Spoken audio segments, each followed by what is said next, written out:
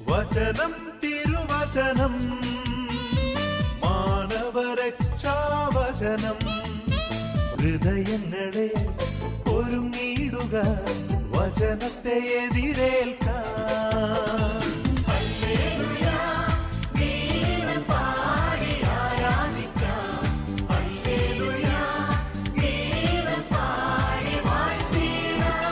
യേശുവിലെ സ്നേഹം എന്ന് പറഞ്ഞാൽ മാതാപിതാക്കന്മാരെ, യുവതി മകളെ, കുട്ടികളെ, ഈശോ തൻ്റെ അപ്പസ്തോലന്മാർക്ക് നൽകുന്ന അല്ലെങ്കിൽ ശിഷ്യന്മാർക്ക് നൽകുന്ന ഒരു കൽപ്പന ഇതാണ്: നിങ്ങൾ ജെറുസലേം വിട്ട് പോകരുത്.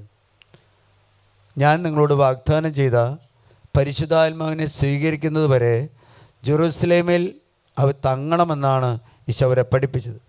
മാത്രമല്ല, ഈശോ ഉദ്ധാനം ചെയ്തതിന് ശേഷം 40 ദിവസം അവരുടെ കൂടിയായിരുന്ന് അവരെ പഠിപ്പിച്ചത് എന്ത് കാര്യമാണെന്ന് വെച്ചാൽ ദൈവരാജ്യത്തെക്കുറിച്ചാണ് അവരെ പഠിപ്പിച്ചത്. അല്ലേലിയാം.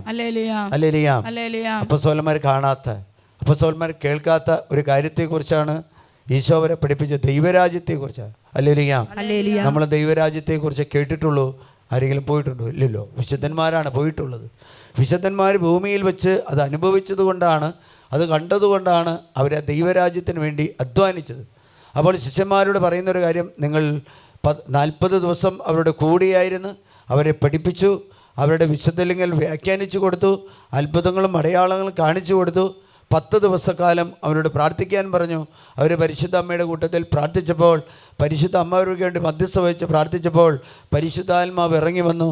12 ശിഷ്യന്മാരും പ്രവചിക്കുന്നതും അത്ഭുതങ്ങളും അടയാളങ്ങളും പ്രവർത്തിക്കുന്നത് കണ്ടപ്പോൾ, അഭ്യസ്തര വിദ്യരായ ഇവരെ പ്രസംഗിക്കുന്നത് കേട്ടപ്പോൾ വിവിധ ഭാഷകളിൽ നിന്നും വിവിധ രാജ്യങ്ങളിൽ നിന്നും വന്നവർക്ക് താന്താങ്ങളുടെ ഭാഷയിലും രീതിയിലും അത് കേൾക്കുവാനും അത് അനുഭവിക്കാനും സാധിക്കും. അല്ലേലിയാം. ശിഷ്യന്മാർ ശക്തരായത് എപ്പോഴാണെന്ന് വെച്ചാൽ പരിശുദ്ധാത്മാവ് വന്നപ്പോഴാണ്. അല്ലേ? നമ്മൾ ഓരോരുത്തരും എപ്പോഴാണ് ശക്തരാകുമെന്ന് വെച്ചാൽ പരിശുദ്ധാത്മാവ് നമ്മളുടെ മേൽ കടന്നു വന്ന് നമ്മളെ ശക്തിപ്പെടുത്തുമ്പോൾ മാത്രമേ നമ്മൾ ശക്തരായിട്ട് മാറുള്ളൂ. അല്ലെങ്കിൽ ഭീരുക്കളായിരിക്കും, പേടിത്തൊണ്ടന്മാരായിരിക്കും. അല്ലേ? അതുകൊണ്ട് പരിശുദ്ധാത്മാവിന് വേണ്ടി എല്ലാ ദിവസവും നമ്മൾ ആഗ്രഹിച്ച് പ്രാർത്ഥിക്കണം. ഈ പരിശുദ്ധാത്മാവിനെ മറ്റുള്ള മതസ്ഥരോടും പറയണം. ഇത് ക്രിസ്ത്യാനിക്ക് വേണ്ടി മാത്രം കൊടുക്കപ്പെട്ട ഒരു ആത്മാവൊന്നുമല്ല. ആണോ? ക്രിസ്ത്യാനിക്ക് വേണ്ടി എവിടെ എഴുതി വെച്ചിട്ടുണ്ടെങ്കിൽ ക്രിസ്ത്യാനിക്ക് വേണ്ടി മാത്രമാണ് ഈ ആത്മാവിനെ കൊടുത്തിരിക്കുന്നത്. ഈ ആത്മാവെന്ന് പറയുന്നത് ക്രിസ്ത്യാനിക്കും ക്രിസ്തുവിൽ വിശ്വസിക്കുന്ന ജൂതനോ അല്ലെങ്കിൽ മുഹമ്മദിയനോ സിഖുകാരനോ പാഴ്സിയോ ഹിന്ദുവോ ജൈനമതക്കാരനോ ഏത് സമുദായത്തിൽപ്പെട്ടവനായാലും ഏത് ദേശത്തെപ്പെട്ടവനായാലും ഏത് സമൂഹത്തിൽപ്പെട്ടവനായും അവർക്ക് എല്ലാവർക്കും ദൈവം വാഗ്ദാനം ചെയ്യപ്പെട്ടതാണ് പരിശുദ്ധാത്മാവ്. ഒറ്റ കണ്ടീഷനുണ്ട്: മാമോദീസ സ്വീകരിക്കുന്നവർക്കാണ് അതിൻ്റെ ഫുൾനെസ് അനുഭവിക്കാനായിട്ട് സാധിക്കുന്നത്. അല്ലേലിയാ. പുറപ്പാട് പുസ്തകം 19-ാം അധ്യായം 5ഉം 6ഉം തിരുലിഖിത. അവിടെ പ്രകാരം 6ാമത്തെ തിരുലിഖിതത്തിൽ പറയാം: ഈ ഭൂമി മുഴുവനും എൻ്റേതാണ്, ഈ ഭൂമി മുഴുവനും എൻ്റേതാണ്. അല്ലേലിയാ. കഴിഞ്ഞ കാലങ്ങളിൽ നമ്മുടെ കാർന്നോമാർ വിശ്വാസ നിരത്തിൽ ഉടമ്പടി സ്ഥാപിച്ച് പ്രാർത്ഥിച്ചത് കൊണ്ടതാണ് അവർ സമ്പൽ സമർത്ഥരായിട്ട് ആരോഗ്യവും ആയുസ്സും ദീർഘായുസ്സും കിട്ടിയത്. അല്ലേലിയാ. ഇപ്പോൾ വചനം തന്നെ പറഞ്ഞു, ഏറിയാൽ 80 അതിൻ്റെ മുകളിലേക്ക് പോകുന്നത്. ഇനി അത് മാറ്റേണ്ട വരും, ഏറിയാൽ 50. അല്ലേ? 50ൻ്റെ മുകളിലേക്ക് നമ്മുടെ പിള്ളേർ പോകുന്നുണ്ടോ? അവിടെ പ്രകാരം പറയാണ്, ദൈവമായ കർത്താവ് ഇസ്രായേൽ ജനത്തിൻ്റെ ഏറ്റവും വലിയ ഒരു തിരുനാൾ ഏതാണെന്ന് അറിയാമോ? പെസഹ, പന്തക്കുസ്ത, കൂടാര തിരുനാൾ. അതിലേതാണ് എന്താണ് പന്തക്കുസ്തയാകാൻ കാരണം? പന്തക്കുസ്തയാകാൻ കാരണം എന്താ?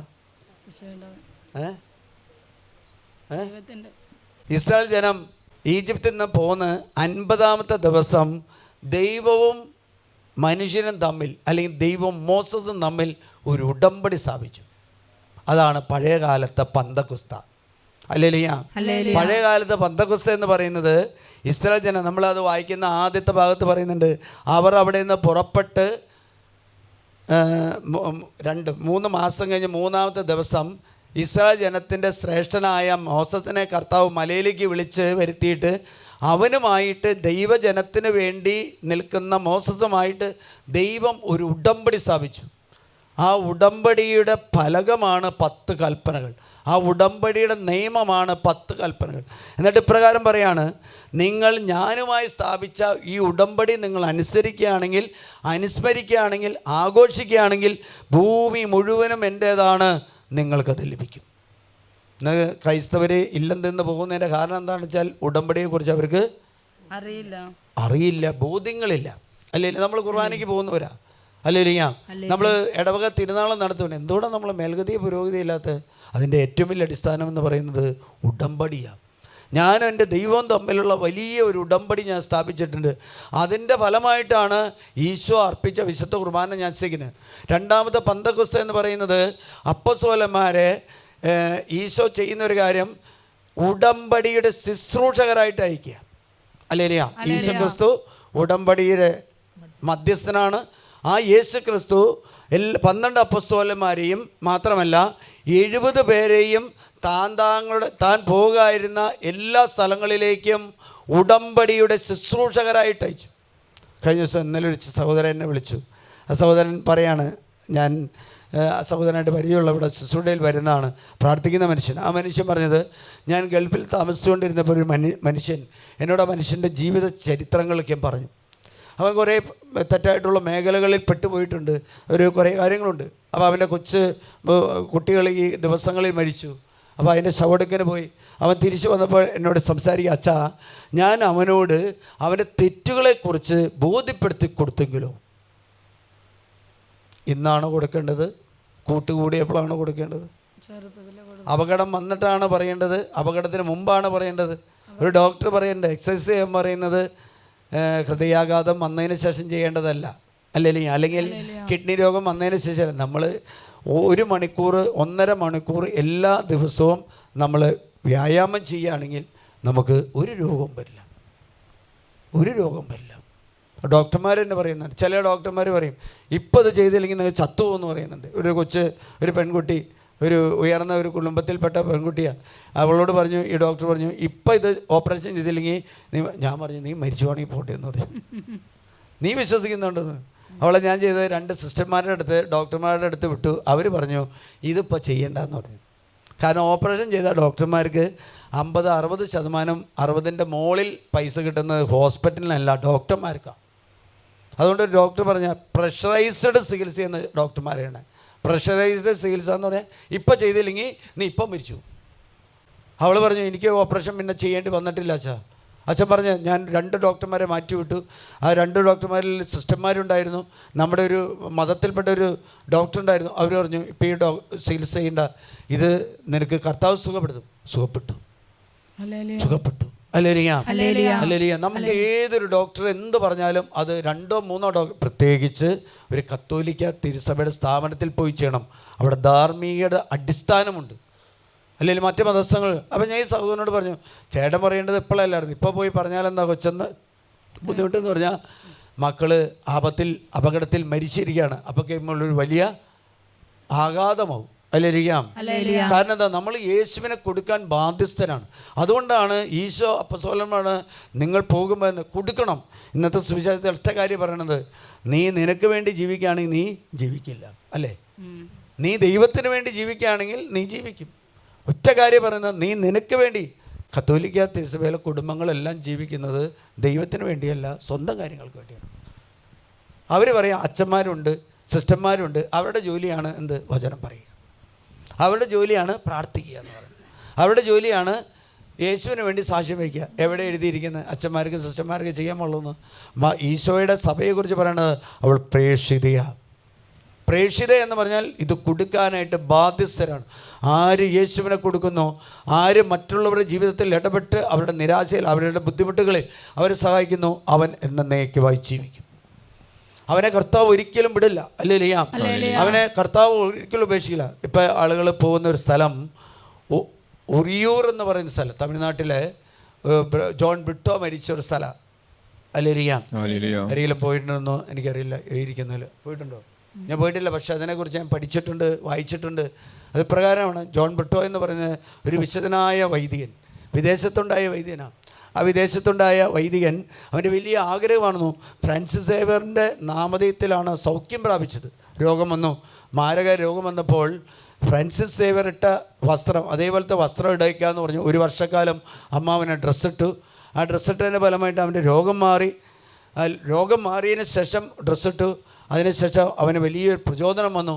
അവൻ സന്യാസം സ്വീകരിച്ചപ്പോൾ കൂടെ ഉണ്ടായിരുന്ന വൈദികൻ ഇന്ത്യയിൽ വന്ന് സുവിശേഷം പ്രസംഗിച്ച് തിരിച്ചെന്ന വൈദികനാണ്. ആ വൈദികൻ ഇവിടെ ഫ്രാൻസിസ് സേവറിൻ്റെ സുവിശേഷ പ്രഘോഷണത്തെക്കുറിച്ചും സുവിശേഷ വേലയെക്കുറിച്ചും പറഞ്ഞപ്പോൾ ഇന്ത്യയിലേക്ക് വരണമെന്ന് വലിയ ആഗ്രഹമുണ്ട്. അതിന് ഇന്ത്യയിലേക്ക് വന്നു. അതിനിവിടെ സുവിശേഷം പ്രസംഗിച്ചു. ഉയർന്ന കാശിനെ മനസാന്തരപ്പെടുത്തിയ ഈ വിശുദ്ധനെ ആ ദേശത്തെ പ്രശ്നമാണെന്ന് പറഞ്ഞാൽ ഈ വിശുദ്ധൻ എല്ലാവരോടും പ്രാർത്ഥിക്കുന്നു, എല്ലാവർക്കും അത്ഭുതങ്ങൾ പ്രവർത്തിക്കുന്നു, അവർ മാമോദീസ മുങ്ങുന്നു. അത് ഉയർന്ന കാശ്. തഞ്ചാവൂർ, ട്രിച്ചി അങ്ങനെയുള്ള ഭാഗത്ത് ആളുകൾ വിശ്വാസിക്കുന്നു. അതുകൊണ്ട് ഇവനെ തിരിച്ചയച്ചു. 2-3 വർഷം കഴിഞ്ഞപ്പോൾ വീണ്ടും തിരിച്ചു വന്നു. അവിടെയുള്ള രാജാവിന് രോഗമാണെന്നറിഞ്ഞ് ആ രാജാവിനെ പോയി ഭൃത്യനെ അയച്ച് സുഖപ്പെടുത്തുന്നുണ്ട്. മറ്റൊരു രാജാവിന് അവനോട് വിരോധം തോന്നിയതുകൊണ്ട് അവനെ കൊല്ലാനായിട്ട് അവനെ കഴുത്ത് വെട്ടി കൊല്ലുന്നുണ്ട്. കൊന്നു കഴിഞ്ഞപ്പോൾ ഉണ്ടായ സ്ഥലം എന്താ വെച്ചാൽ ആ ദേശത്ത് വലിയ പേമാരി, മാരക രോഗങ്ങൾ പിടിപിടിച്ചു, ദുരന്തങ്ങൾ പിടിപെട്ടു. മാത്രമല്ല ആ മണ്ണ് ചുമന്നതായിട്ട് മാറി. ഇപ്പോഴും പോയാൽ കാണാൻ ചുമന്നതായിട്ട് മാറി. നമുക്കറിയാം ദേവസായം പിള്ളയെ കൊന്ന പാറ ഇപ്പോഴും ആ പാറയിൽ തൊട്ടാൽ മുട്ടിയാൽ മണിയടിക്കും. അല്ലേ അറിയാം. നമ്മൾ ഈ വിദേശത്തു നിന്ന് വൈദികർ വന്നത് എന്തിനാണെന്ന് വെച്ചാൽ നമ്മളെ സുവിശേഷം പ്രസംഗിക്കാൻ വേണ്ടി, അവർ ജോലി ചെയ്യാൻ വേണ്ടിയാണോ വന്നത്? ടാറ്റയുടെ കമ്പനിയിൽ ജോലി ചെയ്യാൻ വേണ്ടിയാണോ? ബിർളയുടെ കമ്പനിയിലേക്ക് വിളിച്ചിട്ടാണ് വന്നത്? ആണോ? നമ്മൾ വിദേശത്ത് ഐക്യപ്പെടുന്ന നമ്മുടെ സഹോദരന്മാർ മനസ്സിലാക്കേണ്ട കാര്യം, നിങ്ങൾ ജോലിക്കാണ് പോകുന്നതെങ്കിലും നിങ്ങൾ കൊടുക്കേണ്ടത് യേശുവിനെയാണ്. കൊടുക്കേണ്ടത് യേശു ക്രിസ്തുവിനെ കൊടുക്കാൻ വേണ്ടിയാണ് നമ്മൾ അയക്കുന്നത്. അല്ലേലിയാം. എനിക്കിഷ്ടപ്പെട്ട ഒരു രാജ്യത്തിൻ്റെ നിയമം എന്ന് പറയുന്നത് ഏതാണെന്ന് വെച്ചാൽ അത് ജെറുസലേമാണ്. ജെറുസലേമിൽ 3 വർഷക്കാലം അവരവരുടെ രാജ്യത്തിന് വേണ്ടി നിർബന്ധമായിട്ട് സേവനം ചെയ്തിരിക്കണം. അവരുടെ പ്രവൃത്തിയെക്കുറിച്ചല്ല പറയുന്നത്, അവർ ദൈവകൽപ്പന അനുസരിക്കുന്നവരും ദേശത്തെ സ്നേഹിക്കുന്നവരുമാണ്. നമ്മുടെ ദേശത്തെ സ്നേഹിക്കുന്ന എത്ര ആൾ ഇവിടെ ഉണ്ടോ? ഞാൻ മണ്ണാർക്കാട് പോയിട്ട് തിരിച്ചു വരുമ്പോൾ ഒരു സമയത്ത് അവിടെ ഞൊട്ടമുള എന്ന് പറഞ്ഞൊരു സ്ഥലമുണ്ട്. ആ ഞൊട്ടമുളവിൽ ഈ പാറക്കല്ല് പാകിയിട്ട് പാറക്കല്ല് തെറിച്ച് പോയത് ഊരിപ്പോയത് നമുക്ക് വീട്ടുകാരും ഈ ചാക്കും കൊണ്ടൊന്ന് വാരിക്കൊണ്ടാണ്. വിദേശ രാജ്യത്ത് പോയി കഴിഞ്ഞാൽ ഒന്ന് തുപ്പാൻ വന്നു കഴിഞ്ഞാൽ അവർ ടവലെടുത്തിട്ട് അതിൽ അല്ലേ നമ്മുടെ നാട്ടിനെ സേവിക്കുകയാണോ? നമ്മുടെ റോട്ടിൽ എന്തെങ്കിലും മെറ്റൽ ഉണ്ടെന്ന്, വീട്ടിൽ മെറ്റൽ ആവശ്യമുണ്ടെങ്കിൽ എന്ത് ചെയ്യും? മണൽ ആവശ്യമുണ്ട്, എന്ത് ചെയ്യും? എന്നിട്ട് പറയും അത് എൻ്റേതാണെന്ന് പറയും. ആ രാജ്യത്തുള്ള നിയമം ഞാൻ അവിടെ പോയി കണ്ടതാണ്. 3 വർഷക്കാലം അവരവിടെ രാജ്യത്തിന് സേവനം ചെയ്യുന്നു. സഭ ചെയ്യുന്നവർ കുറേ നാൾ യേശുവിന് വേണ്ടി സേവനം ചെയ്യാനായിട്ട് സന്നദ്ധരായ ആളുകളെ കണ്ടുപിടിച്ചാൽ ദൈവരാജ്യം പ്രസംഗിക്കപ്പെടും. നമ്മളെല്ലാം സ്വന്തം കാര്യം നടക്കണമെന്നുള്ളൊരു ചിന്ത, സ്വന്തം കാര്യം, എൻ്റെ വീട്, എൻ്റെ ഭവനം, എൻ്റെ വീട്ടുകാർക്ക് കിട്ടണം. അതുകൊണ്ട് ഈശോ പറയുന്നത്, നീ ദൈവരാജ്യത്തിന് വേണ്ടി അധ്വാനിച്ചാൽ നീ നിലനിൽക്കും. ദൈവരാജ്യത്തിന് വേണ്ടി അധ്വാനിച്ചില്ലെങ്കിൽ നീ നിൻ്റെ ജീവൻ നഷ്ടപ്പെടുത്തും. ദൈവരാജ്യത്തിന് വേണ്ടി അധ്വാനിച്ചവരെല്ലാം ഇന്ന് നിലനിൽക്കുകയാണ് ചെയ്യുന്നത്. പക്ഷേ സ്വന്തം കാര്യങ്ങൾക്ക് വേണ്ടി അധ്വാനിച്ചവരെന്നും ഹെരോദിസിൻ്റെ വംശം, ഹെരോദിസിൻ്റെ കുടുംബമില്ലാതെ ഈ 25/5/2024 റോമിൽ ഒരു വലിയ സംഭവം നടന്നു. സംഭവം ഇതാണ്: റോമിൽ മാർപ്പാപ്പ ഒളിമ്പിക് സ്റ്റേഡിയത്തിൽ കുട്ടികളുടെ ലോക കുട്ടികളുടെ ദിനമാണ്. അല്ലേലിയാം. നമ്മുടെ ഇവിടെ ഇന്ത്യയിൽ ആഘോഷിക്കുന്നത് 14-ആണ്. പക്ഷേ ലോകത്തിൽ ആഘോഷിക്കപ്പെടുന്നത് 25-ാം തീയതി. അതുകൊണ്ട് 70,000-ന്റെ മുകളിൽ ആളുകളെ കൂട്ടി മാർപ്പാപ്പ വലിയൊരു സമ്മേളനം ഒളിമ്പിക് സ്റ്റേഡിയത്തിൽ നടത്തുമ്പോൾ തൊട്ട് അപ്പുറത്ത് ഒരു കൂട്ടം ആളുകൾ എന്താണ് ചെയ്യുന്നത്? ഭ്രൂണഹത്യ ഞങ്ങളുടെ അവകാശമാണെന്ന് പറഞ്ഞു. ഭ്രൂണഹത്യ ഞങ്ങളുടെ സ്ത്രീകളുടെ ഗർഭപാത്രത്തിൻ്റെ അവകാശമാണെന്നും അതിൽ 500-ൽ താഴെ ആളുകളാണുള്ളത്. ഒരു സ്ഥലത്ത് ദൈവരാജ്യം ജീവന് വേണ്ടി നിലനിർത്താൻ വേണ്ടി മാർപ്പാപ്പ ജനത്തെ കൂട്ടി യോജിപ്പിക്കുമ്പോൾ മറ്റൊരു സ്ഥലത്ത് പിശാച് ചെയ്യുന്നൊരു കാര്യം എന്താ? ഭ്രൂണ മക്കൾ വേണ്ട. കുടുംബങ്ങൾ വളരരുത്, കുടുംബങ്ങൾ നിലനിർത്തരുത്. പിശാചിൻ്റെ വലിയൊരു ദൗത്യമാണ് കുടുംബങ്ങൾ ഇല്ലാതാകണം. അതുകൊണ്ട് ലേഖനത്തിൽ നമ്മൾ വായിച്ചത് ബാബിലോൺ നിബന്ധിച്ചു. ബാബിലോൺ വിഗ്രഹാരാധന നടത്തുന്ന ഒരു സ്ഥലമാണ്. ദൈവത്തെ ആരാധിക്കുന്ന ഒരു സ്ഥലമല്ലായിരുന്നു. വിഗ്രഹാരാധന നടത്തുന്ന സ്ഥലം എന്താ, വേഴ്ചകൾ നടത്തിയിരുന്ന സ്ഥലം ഇല്ലാതായി. നമുക്കറിയാം, വെളിപാടിൻ്റെ പുസ്തകം 15-ാം അധ്യായത്തിൽ വായിക്കുന്നതാണ്. അല്ലേലിയാം. എസെക്കിയേൽ പ്രവാചകന്റെ പുസ്തകത്തിൽ ഫാൻസി നമ്പറുണ്ട്, അത് 21 ഇപ്രകാരം പറയാം: ബാബിലോൺ രാജാവ് വഴിത്തിരിവിൽ ശകുനം നോക്കി നിൽക്കുന്നു. വഴിത്തിരിവിൽ അവൻ ശകുനം നോക്കി നിൽക്കുന്നു. അവൻ അസ്ത്രങ്ങൾ ഇളക്കുകയും കുലദൈവങ്ങളോട് ഉപദേശം ആലോചിക്കുകയും കരൾ നോട്ടം നടത്തുകയും ചെയ്യുന്നു. അവന്റെ വലം കൈയിൽ ജെറുസലേമിലേക്ക് എന്ന കുറി ലഭിച്ചു. അവന്റെ വലത് കൈയിലേക്ക് ജെറുസലേമിലേക്ക് എന്ന കുറി ലഭിച്ചു. കൂട്ടക്കൊലയ്ക്ക് ആഞ്ഞ നൽകാനും പോർവഴി മുഴക്കാനും പ്രവേശന കവാടങ്ങളിൽ യന്ത്രം മുട്ടി സ്ഥാപിക്കാനും. മനസ്സിലായോ? ബാബിലോൺ രാജാവ് ചെയ്തൊരു കാര്യമാണ്, അവൻ ശകുനം നോക്കുക, അവൻ അസ്ത്രങ്ങൾ ചെയ്യുക, കുലദൈവങ്ങളെ ആരാധിക്കുക, അതുപോലെ തന്നെ കരൾ നോട്ടം നടത്തുക, ആഭിചാര പ്രവൃത്തികൾ. ഇതിൻ്റെ തൊട്ട് മുമ്പ് 21-9, 10-20, 21-13 തിരുവചനത്തിൽ ഇപ്രകാരം പറയാം. ദൈവമായ കർത്താവ് പറയാണ്, അപ്പോൾ നമുക്ക് ഉല്ലസിക്കാമെന്നോ, എൻ്റെ പുത്രൻ്റെ ചെങ്കോലിനെ മറ്റ് തടി കഷ്ണങ്ങളെ പോലെ നിങ്ങൾ നിന്ദിച്ചു. നിങ്ങൾ ചെങ്കോലിനെ നിന്ദിച്ചാൽ എന്തുണ്ടാകും? ഇതൊരു പരീക്ഷണമല്ല. ഇത് പരീക്ഷണമല്ല. ദൈവമായ കർത്താവ് അരുളി ചെയ്യുന്നു, മനുഷ്യപുത്ര, നീ പ്രവചിക്കുക, കൈ കൊട്ടുക, സംഹാര ഖണ്ഡം വീണ്ടും വീണ്ടും അവരുടെ മേൽ പതിക്കട്ടെ. അവർക്ക് ചുറ്റും ചുഴറ്റുന്ന വാളാണിത്. അവരുടെ ധൈര്യം. 13 നിങ്ങൾ ചെങ്കോലിനെ നിന്ദിച്ചാൽ എന്തുണ്ടാകും? ഇതൊരു പരീക്ഷണമല്ല. മനുഷ്യപുത്ര, അവിടെ മുമ്പിൽ കഠിന ദുഃഖത്തോടും ഹൃദയം പൊട്ടുമാറും നെടുവീർപ്പുക. നീ എന്തിനാണ് നെടുവീർപ്പെടുന്നതെന്ന് അവർ ചോദിക്കുമ്പോൾ പറയുകയാ, ഒരു വാർത്ത നിമിത്തമാണ്. അത് ശ്രവിക്കുമ്പോൾ എല്ലാ ഹൃദയങ്ങളും ഉരുകും, എല്ലാ കരങ്ങളും ദുർബലമാകും, എല്ലാ മനസ്സുകളും തളരും, എല്ലാ കാൽമുട്ടുകളും വിറയ്ക്കും. ചെങ്കോല് ദൈവത്തിൻ്റെ അധികാരം. പഴയ നിയമത്തിൽ ദൈവത്തിൻ്റെ അധികാരത്തെക്കുറിച്ചാണ് ചെങ്കോലെന്ന് പറയുമ്പോൾ, പുതിയ നിയമത്തിലേക്ക് വരുമ്പോൾ യേശു ക്രിസ്തുവിനെ കുറിച്ച് പറയുന്ന അല്ലേലിയ. അതുകൊണ്ട് നിങ്ങൾ മറ്റ് ദൈവങ്ങളെ നിന്ദിച്ചതുപോലെ എൻ്റെ പുത്രൻ്റെ ചെങ്കോലിനെ നിങ്ങൾ നിന്ദിക്കരുത്. എന്നിട്ട് പറയാം, എസെക്കിയേൽ പ്രവാചകൻ, നീ പ്രവചിക്കുക, നീ അവർക്ക് കൊടുക്കുക. അല്ലേലിയ. അതിൻ്റെ 20-45 ഇപ്രകാരം പറയാണ്, കർത്താവ് എന്നോട് അരുളി ചെയ്തു, മനുഷ്യപുത്ര, ദക്ഷിണദേശത്തേക്ക് മുഖം തിരിച്ച് അതിനെതിരെ പ്രഘോഷിക്കുക, നെഗബിലെ ഭവനങ്ങൾക്കെതിരെ പ്രവചിക്കുക, നെഗബിലെ വനത്തോട് പറയുക, കർത്താവിന്റെ വചനം ശ്രവിക്കുക. കർത്താവ് എപ്പോഴും പറയുന്ന ഒരു ജനത്തോട് പറയുന്ന ഒരു കാര്യമാണ്, ദൈവത്തിന്റെ വചനം ശ്രവിക്കുക, ദൈവത്തിന്റെ വചനം നീ കേൾക്കുക. അല്ലേലിയ. ദൈവത്തിന്റെ വചനം കേൾക്കുക. നല്ല നമ്പറല്ലേ? 21 പറയാണ്, ബാബിലോൺ വീണുപോയത് എന്തുകൊണ്ടാണെന്ന് വെച്ചാൽ, ബാബിലോൺ രാജാവ് ശകുനം നോക്കുകയും അസ്ത്രം ചെയ്യുകയും കുലദൈവങ്ങളെ ആരാധിക്കുകയും ശകുനം നോക്കുകയും അല്ലെങ്കിൽ കരൾ നോട്ടം നടത്തുകയും ചെയ്യും. അല്ലേലിയ. ഇതെവിടെ കിടക്കുന്നത്? ലേവ്യരുടെ പുസ്തകം 19-ാം അധ്യായത്തിൽ നമ്മുടെ കുട്ടികളൊക്കെ ഈ കാലഘട്ടത്തിൽ ചെയ്യുന്ന ഒരു കാര്യമുണ്ട്. എന്താണെന്ന് അറിയാമോ? കൈമെന്താണ്? പച്ച കുത്തി കൊണ്ടെടുക്കും.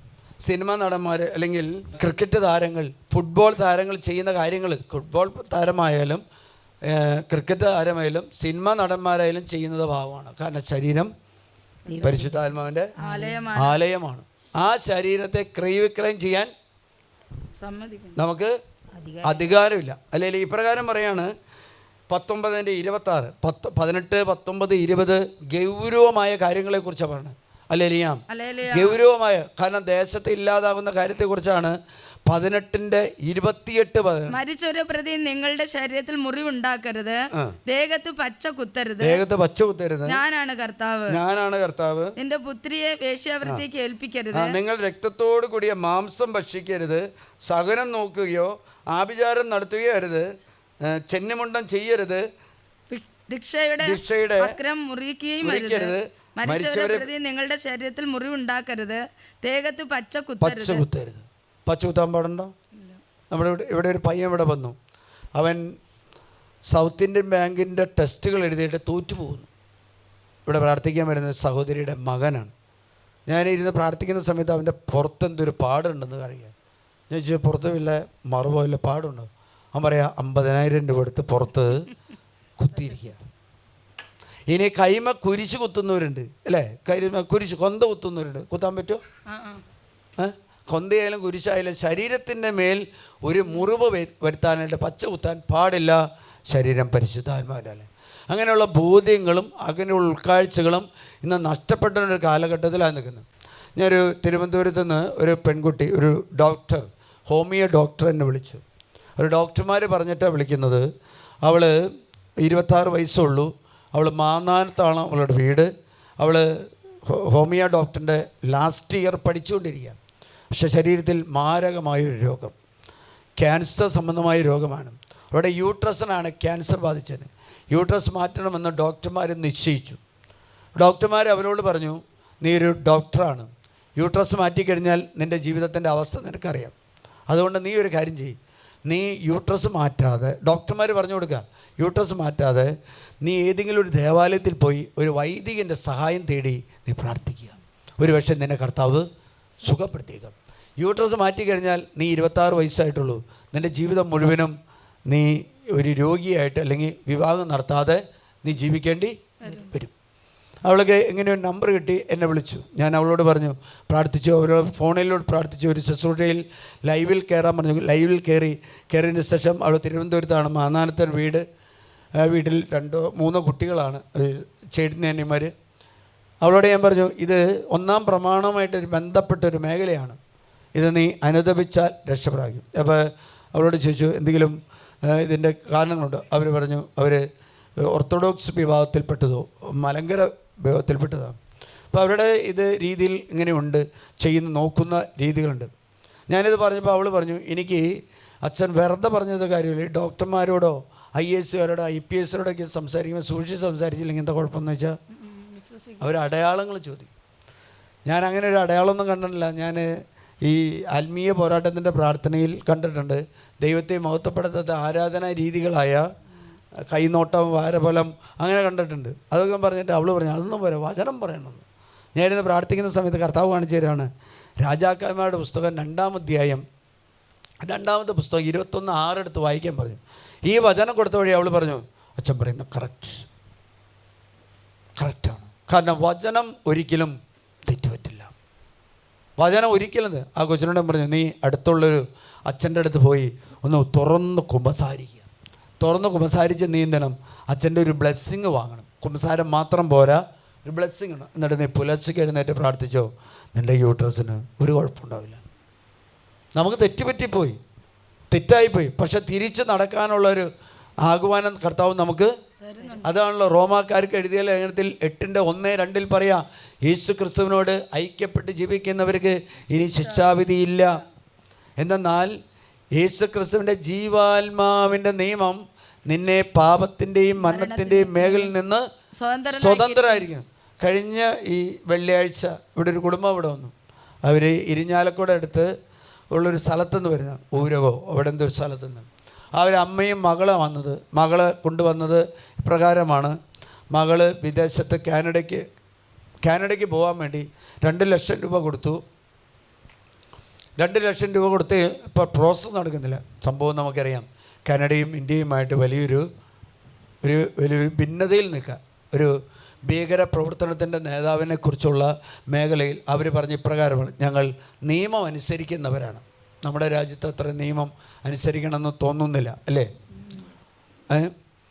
അധികാരമുണ്ടെങ്കിൽ അവന് നിയമമില്ല. അപ്പോൾ അവർ പറഞ്ഞു ഞങ്ങൾ നിയമം, അതിൻ്റെ പേരിൽ ഇപ്പോൾ അങ്ങോട്ട് വിസകൾ കൊടുക്കുന്നില്ല. അപ്പോൾ അതിനെക്കുറിച്ച് അന്വേഷിക്കാനാണ് അമ്മയും മകളും വേണ്ടി വന്നത്. കിട്ടിയ നമ്പറാണെങ്കിൽ 7-ാമത്തെ നമ്പറാണ്. എന്നാലും അവർ ഇരിക്കാം. ഒരു ശുശ്രൂഷയിൽ പങ്കെടുത്തുകൊണ്ടിരിക്കുമ്പോൾ അമ്മയ്ക്ക് ബാക്ക് സൈഡിൽ നട്ടെല്ല് സംബന്ധമായ രോഗമുണ്ട്. നട്ടെല്ലിൽ നിന്ന് എന്താ ചതവോ അങ്ങനെ എന്തോ ഒരു 20 വർഷമായിട്ടുള്ള രോഗം. 20 വർഷം.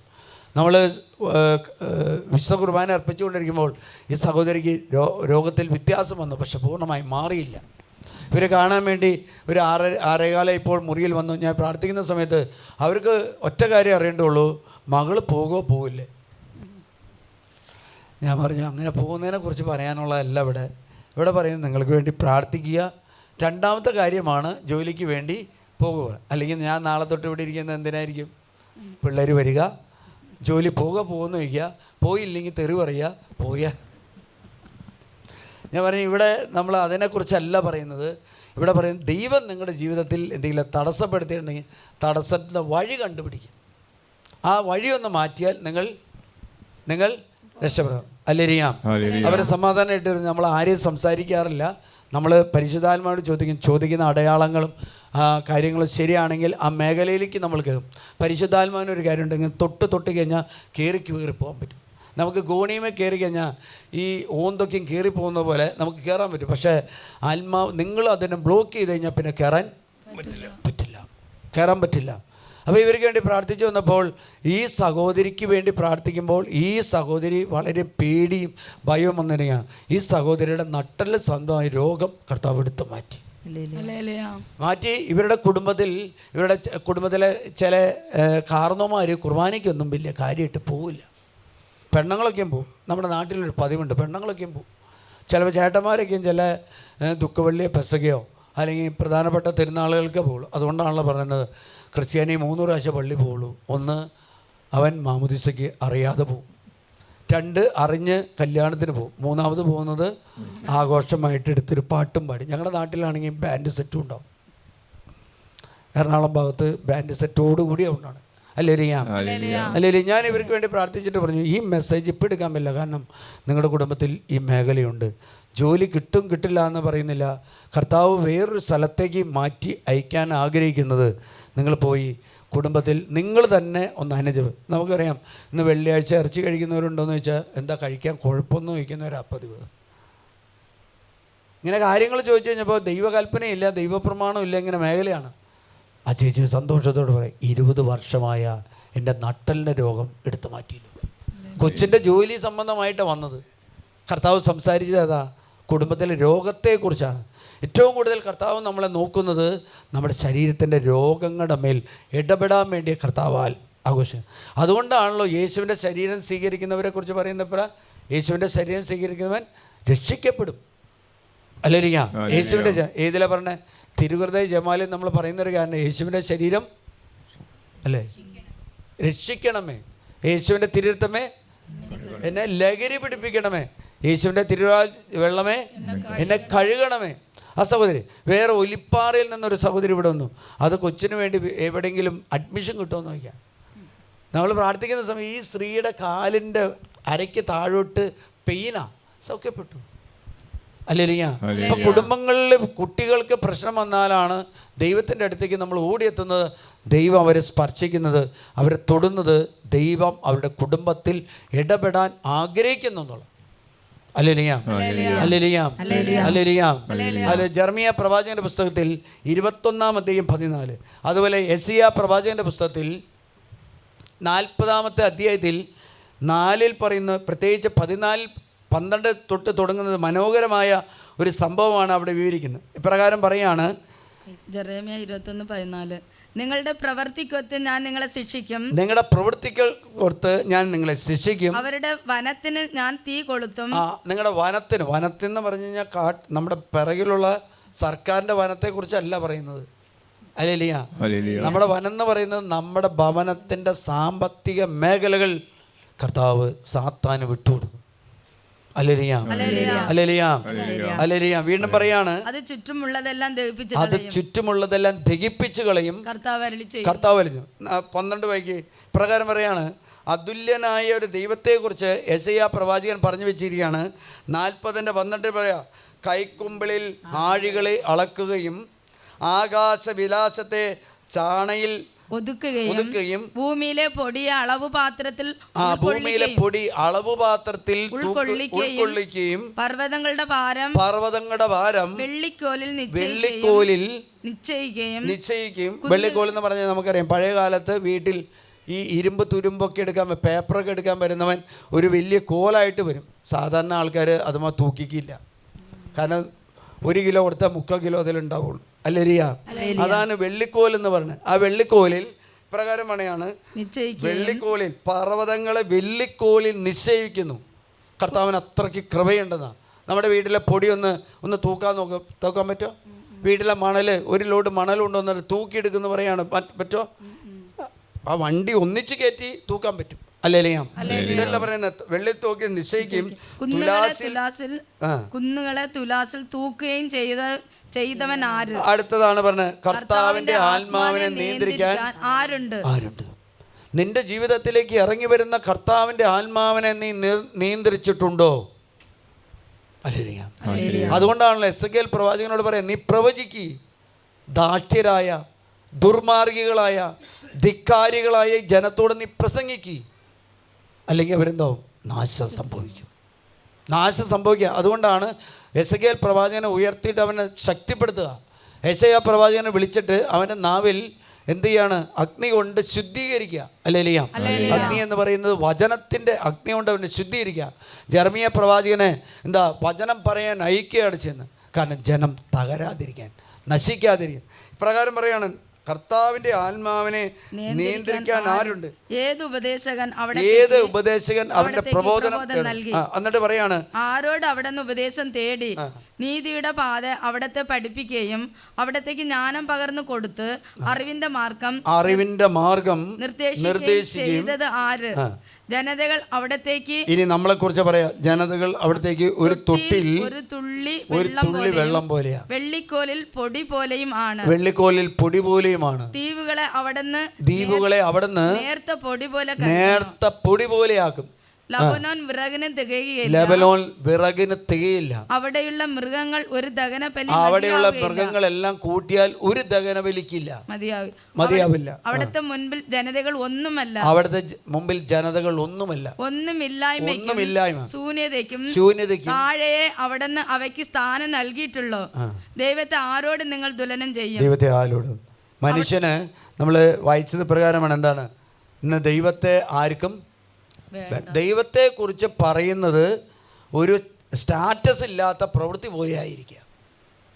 അല്ലേ? അതാണ് റോമാക്കാർക്ക് എഴുതിയ ലേഖനത്തിൽ ദൈവത്തെ അംഗീകരിക്കുന്നത് ഒരു പോരായ്മയായി ജനത കരുതി. ദൈവത്തെ അംഗീകരിക്കുന്നു. അല്ലേ? ഞാൻ ഇരുന്നൊരു സ്ഥലമാണ് അകമലവാരം എന്ന് പറയുന്ന സ്ഥലം. അകമലവാരത്തേക്ക് ഒന്ന് പോകാമെന്ന് വിചാരിച്ചു. പോയിട്ട് തിരിച്ചു വരുമ്പോൾ കാണുന്നൊരു കാര്യം, ഈ നാട്ടിലുള്ള ഈ അങ്ങ് അകലെ, എന്തോരം അകലെ തൊട്ട് ആൾക്കാർ വന്ന് അവിടെ ഈ നദിയിലും അവിടെ വലിയൊരു കച്ചവട മേഖലയായിരിക്കും. ആദ്യം വണ്ടി ഓടിച്ചപ്പോൾ പേടിയായിട്ടുണ്ട്. ഇപ്പോൾ പോകുമ്പോൾ ഒരു പേടിയില്ല. 8 മണി 9 മണിക്കൊക്കെ വണ്ടി ഓടിച്ചപ്പോൾ നമുക്ക് ആകെ കൂട്ടുകാരനായിട്ടുള്ളത് ആനയാണ്. ആന വരുമ്പോൾ വണ്ടി ബാക്കിലെടുക്കും, ഞാൻ എടുത്തിട്ടുണ്ട്, അത് കഴിഞ്ഞ് വീണ്ടും പോവാം. ഇപ്പം ആനയ്ക്ക് ഇറങ്ങാൻ പറ്റാത്ത വിധത്തിൽ ആളുകൾ അവിടെ കടകൾ ഉയർന്നു. പിന്നെ ഈ കുട്ടികളുടെ ഇത് വരുന്ന ആകെ പ്രളയ. പിന്നെ കാട്ടിലെ മൃഗങ്ങൾ നാട്ടിലിറങ്ങാതിരിക്കുന്ന എങ്ങനെയാണ്? അവർക്ക് സ്വന്തമായിട്ടൊരു വസിക്കാൻ സ്ഥലം വേണ്ടേ? ഇന്ന് ഈ ടൂറ്, പ്രത്യേകിച്ച് ക്രൈസ്തവരല്ല, ക്രൈസ്തവരുടെ കാരണം നമുക്ക് അവർ വചനം കൊടുക്കണം. ശരീരം എന്ന് പറഞ്ഞാൽ ഉല്ലസിക്കാനുള്ളതല്ല, ശരീരം എന്ന് തെമ്മാടിത്തരം കാണിക്കാനുള്ളതല്ല. ശരീരം എന്ന് പറഞ്ഞത് ആത്മാവാണ്. ഞാൻ എന്ത് ചെയ്യുന്നു അതനുസരിച്ചാണ് ഈ ആത്മാവിനെ ദൈവം സ്വീകരിക്കുന്നത്. അക്രൈസ്തവൻ്റെ ജീവിതത്തിലെ ആത്മാവിൻ്റെ വില ക്രിസ്ത്യാനിയോട് ചോദിക്കും കർത്താവ്. ചോദിക്കോ? ക്രിസ്തുവിനെ അറിഞ്ഞവൻ ക്രിസ്തുവിനെ കൊടുക്കാത്തത് കൊണ്ടാണ് രോഗങ്ങൾ പെരുകുന്നത്. 1-ാം പ്രമാണം ലംഘിച്ചാൽ കുടുംബത്തിൽ ക്യാൻസർ വരും. 1-ാം പ്രമാണം ലംഘിച്ചാൽ കുടുംബത്തിൽ കിഡ്നി സംബന്ധമായ രോഗങ്ങൾ വരും. ഇവിടെ ക്യാൻസർ വന്ന് മാറിയ ഒരു സഹോദരി ഉണ്ടായിരുന്നു. 2 തവണ മാരക രോഗം വന്ന് മാറി. ഇപ്പോൾ ചേച്ചി കുറേ നാളായിട്ട് വരുന്നില്ല. ഇന്നലെ മെസ്സേജ് ഇട്ടിരിക്കുക, അച്ഛാ ആദ്യത്തെ സ്ഥലത്ത് ഒരു കുഴപ്പമില്ല, 2ാമത്തെ സ്ഥലത്ത് ഒരു കുഴപ്പമില്ല, 3ാമത്തെ സ്ഥലത്ത് ചില കുരുക്കൾ കണ്ടു. അപ്പോൾ ഡോക്ടർമാരെ കാണിച്ചപ്പോൾ പറഞ്ഞു ബയോപ്സിക്ക് അയക്കാൻ പറഞ്ഞു. അല്ലേ? രോഗം മാറിയ പിന്നെ നമ്മൾ കർത്താവിൻ്റെ അടുത്ത് വരില്ല. രോഗം മാറിയ നമ്മൾ യേശുവിനെ നിർത്തും. അല്ലേ? നിർത്തില്ലേ? രോഗം മാറിക്കഴിഞ്ഞാൽ നമ്മൾ നമ്മുടെ ദേശത്തേക്ക്, നമ്മുടെ വ്യാപാര ശൃംഖലയിലേക്ക് പോവുക, കച്ചവടത്തിലേക്ക് പോവുക. അതുകൊണ്ടാണ് രോഗം മാറുന്നവ എന്ത് ചെയ്യണം? 10 ആളോട് യേശുവിനെ കുറിച്ച് പറയണം. അല്ലേലിയാ.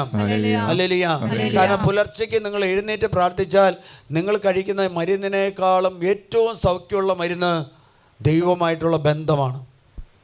ഞാനൊരു ക്യാൻസർ വന്ന അച്ഛനോട് പറഞ്ഞു, അച്ഛൻ ഒരു കാര്യം ചെയ്യും, അച്ഛൻ ഏതെങ്കിലും ക്യാൻസർ വന്ന് ഓപ്പറേഷൻ ചെയ്തു പെട്ടെന്ന്, അത് ഞാൻ അതാ പറഞ്ഞ, രോഗം വന്നിട്ടല്ല ചെയ്യേണ്ടത്, രോഗം വരുന്നതിന് മുമ്പേ ചെയ്യണം. അച്ഛൻ എഴുന്നേറ്റ് അച്ഛൻ 3:15 കണ്ട് എഴുന്നേറ്റ് പ്രാർത്ഥിക്കാൻ തുടങ്ങി.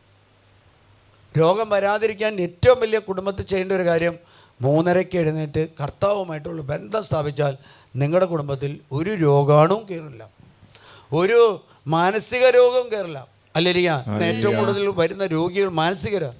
ഞാൻ അറിയാണ്, ഒരു സ്ഥലത്ത് ഒരു മാനസിക രോഗി ചെന്ന ഒരു ശുശ്രൂഷാലയത്തിൽ സാധനങ്ങൾ അടിച്ചു കളഞ്ഞു എന്നപ്പോൾ നമുക്ക് ദുഃഖം തോന്നി.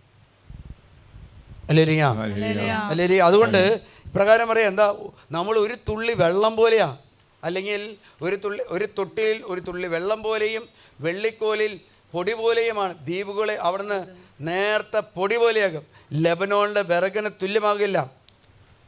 ദൈവം ഒറ്റ വാക്ക് പറഞ്ഞത് നമ്മൾ ഇവിടെ ജീവിക്കുന്നുണ്ടാവില്ല അല്ലേ? എനിക്ക് വന്ന ദാതാവിനെ, എനിക്ക് വന്ന ദൈവത്തിൻ്റെ പരിശുദ്ധാത്മാവിനെ പിതാവായ ദൈവം പറയാം, ആ ആത്മാവിനെ പിൻവലിച്ചോളം പറഞ്ഞാൽ പത്രോസ് റെഡി വിടും. ആരെ? മാലാഖേനെ. മാലാഖ വന്ന് എൻ്റെ ആത്മാവായിട്ട് മുകളിലേക്ക് പോവും, ഞാൻ ജഡമായിട്ട് ഇവിടെ കിടക്കും. അല്ലേലിയ. എത്ര നാൾ ജീവിക്കുമെന്ന് എനിക്കോ നിങ്ങൾക്കോ അറിയില്ല. ചില ടോക്കുകൾ ഇടുമ്പോൾ കമൻറ്റ് കാണുമ്പോൾ കഷ്ടം തോന്നാറുണ്ട്. ചില ക്രിസ്ത്യാനികൾക്ക് പറയും, അല്ലെങ്കിൽ ബൈബിൾ വായിച്ചാൽ ബൈബിൾ വ്യക്തമായിട്ട് പറയുന്നുണ്ട്. അല്ലേലിയ. ഇനി പാപത്തെക്കുറിച്ച് പറയുകയാണെങ്കിൽ 19, ഞാൻ പറഞ്ഞു 18, 19, 20, അതിൽ 18 പറയുന്നത്, 18, 28 പറയുന്നത് പ്രകാരമാണ്. ഇന്ന് കുട്ടികൾ ചെയ്യുന്ന ഒരു ജോലി, ഒരു മേഖലയാണ് സ്വവർഗ വിവാഹം, ലിവിങ് ടുഗദർ. അല്ലേലിയ. ഒരു സ്ത്രീയുമായിട്ട് ബന്ധത്തിൽ ആയി ജീവിക്കുക, വിവാഹം ചെയ്ത് ജീവിക്കുക. ഒരു പുരുഷനുമായിട്ട് വിവാഹം ചെയ്ത് ജീവിക്കുക. തൊട്ടടുത്ത് പറയുന്ന പ്രകാരം ഒരു സ്ത്രീ ഒരു മൃഗമായിട്ട് ജീവിക്കുക. ഇപ്പം പിള്ളേർക്ക് എന്താ ഇഷ്ടം? പട്ടിയാണ് ഇഷ്ടം. എപ്പോഴും പട്ടി കൂടെ കൊടുക്കുക. അല്ലേലിയ. പട്ടിക്ക് കൊടുക്കുന്നത് 1000 രൂപയുടെ ബിസ്ക്കറ്റാണ്, പിള്ളേർ കൊടുക്കുന്നത് 200 രൂപയുടെ ബിസ്ക്കറ്റാണ്. അപ്പോൾ ഏതാ വലുത്? പട്ടിയാണോ വലുത്? പട്ടിക്ക് പഴയ കാലത്ത് നമ്മുടെ വീട്ടിൽ അപ്പനെ ഇറച്ചി മേടിക്കാൻ പോയാൽ എന്തെങ്കിലും എല്ലോ ഇതൊക്കെയും കൊണ്ട് പട്ടി കൊടുക്കും. ഇന്ന് ഏറ്റവും വലിയ ഇറച്ചി മേടിക്കുന്നത് പട്ടിക്ക് മുമ്പ് മേടിച്ചിട്ടാണ് പിള്ളേർക്ക് മേടിക്കുന്നത്. ആരാധനയെക്കുറിച്ച് ജ്ഞാനത്തിൻ്റെ പുസ്തകം 16 പറയുന്നത്, മൃഗങ്ങളെ ആരാധിച്ചാൽ നിങ്ങൾ രോഗികളായിട്ട് മാറും. ഇപ്രകാരം പറയാണ്, മൃഗങ്ങളുമായിട്ടുള്ള വേഴ്ച. എന്നിട്ട് പറയാണ്, ആകയാൽ ഈ ദേശം നിങ്ങൾക്ക് മുമ്പുണ്ടായിരുന്നവരെ പുറന്തള്ളിയതുപോലെ അതിനെ അശുദ്ധമാക്കുന്നവൻ നിങ്ങളെയും പുറന്തള്ളാതിരിക്കാൻ സൂക്ഷിച്ചുകൊള്ളും. എവിടെ പുറന്തള്ളിയത്? സൊദോം ഗൊമോറ ദേശം. സൊദോം ഗൊമോറ ദേശം പോയി കണ്ടതാ. നമ്മൾ വെള്ളത്തിൻ്റെ മുകളിൽ നിന്നാൽ പോവില്ല താഴോട്ട്. നമ്മുടെ നദിയിലൊന്ന് ഇറങ്ങി നോക്ക്, യാക്കര പുഴയിലേക്ക് ഒന്ന് ഇറങ്ങി നിന്നാൽ താഴോട്ട് പോകും. അല്ലറിയാം. അതുകൊണ്ട് യേശു പറയുന്ന ഒറ്റ കാര്യമാണ്, നമ്മൾ ഓരോരുത്തരും എന്തായിരിക്കണം? ഉടമ്പടിയുടെ ശുശ്രൂഷകരായിരിക്കും. അക്രൈസ്തവർക്ക് യേശുവിനെ കൊടുക്കണം. അല്ലെങ്കിൽ അന്യ ആരാധന നടത്തുന്നവർ, അന്യ വിഗ്രഹങ്ങൾ ആരാധിക്കുന്നവർക്ക് യേശുവിനെ കൊടുക്കണം. നമ്മൾ പറയുന്നതിൻ്റെ കാരണം, ഈശോ ഈ ലോകത്തിൽ വന്നത് ഏക സത്യ ദൈവത്തെക്കുറിച്ച് പഠിപ്പിക്കാൻ വേണ്ടിയാണ്. ക്രൈസ്തവ സഭ മാത്രമാണ് ഏക സത്യ ദൈവത്തിൽ ആരാധിക്കുന്നൊരു സമൂഹം. അതുകൊണ്ടാണല്ലോ രോഗശാന്തി കൊടുക്കുന്നത്, അതുകൊണ്ടുള്ള മാരക രോഗങ്ങൾ വിട്ടുപോകുന്നത്, അതുകൊണ്ടുള്ള ക്യാൻസർ രോഗങ്ങൾ ഇവിടെ വരുന്നതിൽ ഏറ്റവും കൂടുതൽ മാറുന്നത് ക്യാൻസർ രോഗികളാണ്. അല്ലേലിയ. അതുകൊണ്ട് ഇവിടെ വരുന്നൊരു കുടുംബമാണ് പറഞ്ഞത്, അച്ഛാ ഇത് താമസിച്ച് ക്യാൻസർ രോഗികൾക്ക് വേണ്ടി ഒരു സെക്ഷൻ ഉണ്ടാക്കി അച്ഛൻ ശുശ്രൂഷ ചെയ്യും, ഞാൻ അതിനെ സഹായിക്കാം. അല്ലേലിയ. അവർ 1.5 വർഷമായിട്ട് ഇവിടെ വരുന്ന അവർ ക്യാൻസർ രോഗികളെ സുഖപ്പെടുന്നത് കണ്ടപ്പോൾ അവർ പറഞ്ഞു, ഹോസ്പിറ്റലിനേക്കാളും വലുത് ഏതാണ്? ദൈവത്തിൻ്റെ ആലയം. അല്ലേലിയ. കാരണം എന്താ? 1-ാം പ്രമാണം ലംഘിക്കപ്പെട്ടാൽ അതുവഴി വരുത്തുന്ന രോഗത്തിന് മരുന്നില്ല. ക്യാൻസറിന് മരുന്നുണ്ടോ? ഉണ്ടോ? ഇല്ല. ഹൃദയ സംബന്ധമായ രോഗം വന്നാൽ മരുന്നുണ്ടോ? ഉണ്ടോ?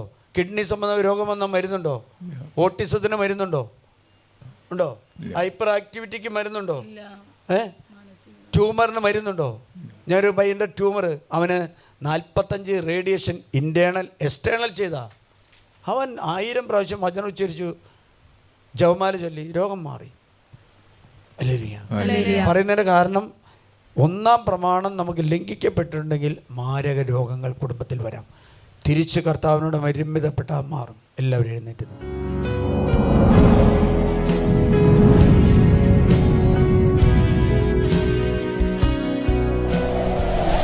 പേരെയും വിളിച്ച് സകല പിശാചുമേ അധികാരം കൊടുത്തു രോഗികളെ സുഖപ്പെടുത്താനും ദൈവരാജ്യം വിളിച്ച് രോഗികളെ ലൂക്ക 9:1-2 വെച്ച് പ്രാർത്ഥിക്കുന്നു. പാമ്പുകളുടെയും തേളുടെയും ശത്രുണ്ട സകല ശക്തികളുടെയും ചവിട്ടിയെടുക്കാൻ നിൽക്കുക അധികാരം ഒന്നൊന്നുകൾ ലൂക്ക 10:19 വെച്ച് സമാധാനത്തോടെ തന്നെ പിശാചനത്താൻ റോമ 16:20 വെച്ച് പ്രാർത്ഥിക്കുന്നു. ദൈവത്തിന്റെ ശക്തിയെ രക്ഷയും രാജ്യവും വെളിപാട് 12:10 വെച്ച് പ്രാർത്ഥിക്കുന്നു. Hallelujah hallelujah. അവൻ 12 പേരെയും വിളിച്ച് സകല പിശാചിനെ അധികാരം കൊടുത്തു രോഗികളെ സുഖപ്പെടുത്താനും ദൈവരാജ്യം വിളിച്ച് രോഗികളെ ലൂക്ക 9:1-2 വെച്ച് പ്രാർത്ഥിക്കുന്നു. എന്റെ ദൈവം തന്നെ ഭക്തന്റെ സമ്പന്നെ നേരിടുക ഫിലിപ്പി 4:19 വെച്ച് പ്രാർത്ഥിക്കുന്നു. ഹല്ലേലൂയ. 1 കൊരിന്തോസ് 3:16 വെച്ച് ബന്ധിക്കുന്ന വിശ്വാസിക്കുന്നു. 1 കൊരിന്തോസ് 6:12-20 വെച്ച് ബന്ധിക്കുന്ന വിശ്വാസിക്കുന്ന പഠിക്കുന്നു. 1 കൊരിന്തോസ് 11:25-30 വെച്ച് ബന്ധിക്കുന്ന വിശ്വാസിക്കുന്ന പഠിക്കുന്നു. റോമ 8:1-2 വെച്ച് ബന്ധിക്കുന്ന വിശ്വാസിക്കുന്ന പഠിക്കുന്നു. റോമ 6:4-10 വെച്ച് ബന്ധിക്കുന്ന വിശ്വാസിക്കുന്ന പഠിക്കുന്നു. Hallelujah hallelujah. റോമ 16:20 വെച്ച് ബന്ധിക്കുന്ന വിശ്വാസിക്കുന്നു. യോഹന്നാൻ 10:10 വെച്ച് ബന്ധിക്കുന്ന വിശ്വാസിക്കുന്ന ബഹിഷ്കരിക്കുന്നു. Hallelujah hallelujah. മോചിക്കാനും കൊല്ലാനും നശിപ്പിക്കാനും കള്ളം വരുന്നത് ഞാൻ വന്നതിന് ജീവനോട് സമർത്ഥമായി യോഹന്നാൻ 10:10 വെച്ച് ബന്ധിക്കുന്ന വിശ്വാസിക്കുന്ന ബഹിഷ്കരിക്കുന്നു. എസെക്കിയേൽ 17:13-17-24 വെച്ച് ബന്ധിക്കുന്ന വിശ്വാസിക്കുന്ന ബഹിഷ്കരിക്കുന്നു. അന്ധവിശ്വാസങ്ങൾ അനാചാരങ്ങൾ യേശുവിന്റെ നാമത്തിൽ വിട്ടുവിട്. അല്ലെങ്കിൽ 2 രാജാക്കന്മാര് 21:6 വെച്ച് ബന്ധിക്കുന്ന വിശ്വാസിക്കുന്നവര് 2 രാജാക്കന്മാർ 21:6 വെച്ച് ബന്ധിക്കുന്ന വിശ്വാസിക്കുന്ന ബഹിഷ്കരിക്കുന്നു. Hallelujah hallelujah. യോഹന്നാൻ 4:23-32 വെച്ച് ബന്ധിക്കുന്ന വിശ്വാസിക്കുന്ന ബഹിഷ്കരിക്കുന്നു. യേശുവിന്റെ നാമത്തിൽ വിട്ടുവിട്. Hallelujah hallelujah hallelujah hallelujah hallelujah hallelujah. യെശയ്യാ 22:10-20-24 വെച്ച് ബന്ധിക്കുന്ന വിശ്വാസിക്കുന്ന ബഹിഷ്കരിക്കുന്നു. എന്റെ രാജനം ഇലിക്കാട് പുത്രനായ ഏലാക്കവനെ ഞാൻ വിളിക്കും. നിന്റെ അങ്കി അരപ്പട്ടി അവനെ ഞാൻ ധരിപ്പിക്കും. നിന്റെ അധികാരം അവന്റെ കരങ്ങളിൽ ഞാൻ ഏൽപ്പിക്കും. ജെറുസലേം നിവാസികൾക്കും യൂദാ ഭവനത്തിനും അവൻ പിതാവായിരിക്കും. ദാവീദ് ഭവനത്തിന്റെ താക്കോൽ അവന്റെ തോളിൽ ഞാൻ വെച്ചു കൊടുക്കും. അവൻ തുറന്നാലും ആരടയ്ക്കുകയോ അവൻ അടച്ചാൽ ആരും തുറക്കുകയില്ല. ഒരു കുറ്റി പോലെ ഉറപ്പുള്ള സ്ഥാനത്ത് ഞാൻ അവനെ സ്ഥാപിക്കും. അവൻ പിതൃഭവനത്തിന് മഹത്വത്തിന്റെ സിംഹാസനമായി ഭവിക്കും. യെശയ്യാ പ്രവചന പുസ്തകം 22-21-24 തിരുവചനം വെച്ച് ബന്ധിക്കുന്ന ഉത്സാഹിക്കുന്ന പഠിക്കും. Hallelujah hallelujah hallelujah. പാമ്പുകളുടെ തേളുടെ ശത്രു ലൂക്ക 10:19 വെച്ച് നിങ്ങൾ ലോകം പോയി സകല ശിക്ഷയോടെ ശിക്ഷിക്കപ്പെടും. ശ്രദ്ധിക്കാത്തവരെ ശിക്ഷിക്കപ്പെടും. വിശ്വസിക്കുന്നവരുടെ ഉണ്ടാവും. അവർ എന്റെ നാമത്തിൽ പിശാചുകളെ പുറത്താക്കും. പുതിയ ഭാഷകൾ സംസാരിക്കും. സർപ്പങ്ങളെ കയ്യിലെടുക്കും. നിങ്ങൾ രോഗിയുടെ മേൽ കൈവയ്ക്കും. മർക്കോസ് 16:19 പകുരോഗത്തിന്റെ സഭാപിതാക്കന്മാരുടെ അപ്പസ്തലന്മാരുടെ കൂട്ടായ്മ ക്രിസ്തുവിന്റെ നാമത്തിൽ അന്ധകാര ശക്തികളെ പൈശാചിക പീഡകളെ ആദ്യം ശാസിക്കുന്നു, ബന്ധിക്കുന്നു, ബഹിഷ്കരിക്കുന്നു. യേശുവിന്റെ നാമത്തിൽ ഞങ്ങളുടെ കുടുംബത്തിൽ നിന്ന്